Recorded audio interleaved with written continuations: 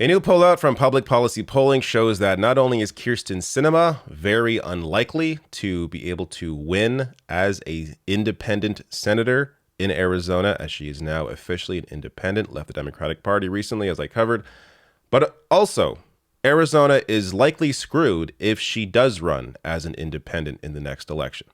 So let me show you these results. I've covered many Sinema polls in the past, many.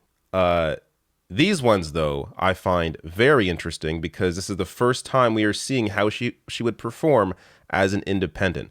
As, of course, I've shown polls on Sinema in terms of Democratic primary, the next primary, and just getting completely destroyed by competition. So Sinema has really ruined her support base in Arizona with Democrats, which is the main reason she became an independent, not because she cares about the Arizona family or some other bullshit she's selling. No, it's because she saw the polls. She has no chance to win as a Democrat in a primary.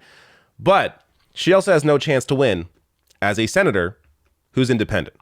So this from Public Policy Polling. And yes, this is one poll, of course, but man, is it clear.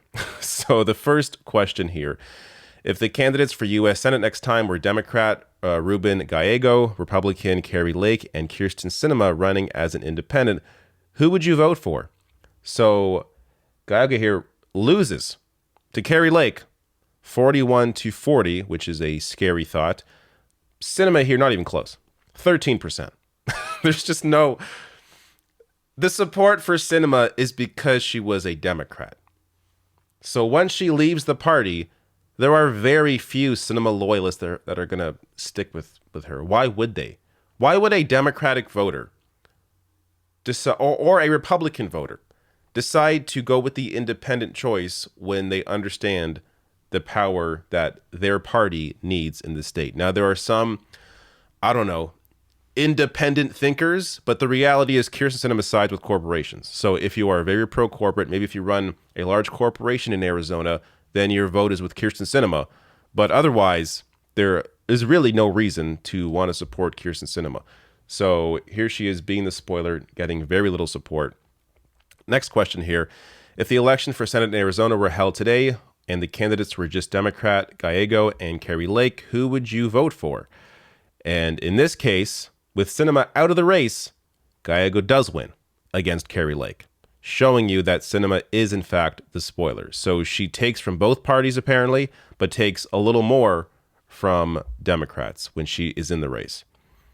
So, and this is not, I mean, there's a 0% chance that Sinema is not going to run at all. I mean, maybe she'll drop out if she thinks if it's going to be an embarrassing loss and she doesn't want to be in that. Then I guess I could see her not running again next time and just retiring. But that's the only scenario where that happens. Otherwise, she's likely to run and just spoil the race. Next question here. If the election for Senate in Arizona were held today and the candidates were just Kari Lake, Sinema running as an independent, who would you vote for? Which is a weird question because there is going to be a Democratic candidate. But if it is Sinema and Lake, Sinema also loses to Kari Lake. So there is no scenario here where Sinema wins. I mean, maybe if she stayed a Democrat, but even still, it would be a tough road for her, for sure. Other questions here in terms of the support for Biden or Trump. You see it's split. And male, female. There you go.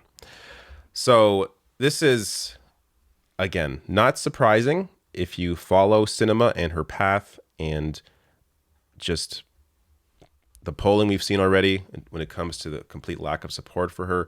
But maybe it's a wake-up call for Sinema, and I think at this point she'll at least consider, maybe if these polls continue the way they are, and I don't think they're going to change all that much, she may consider not running because of wanting to avoid that embarrassing loss as an independent. But of course, that's a couple of years away. There is a lot to happen between now and then.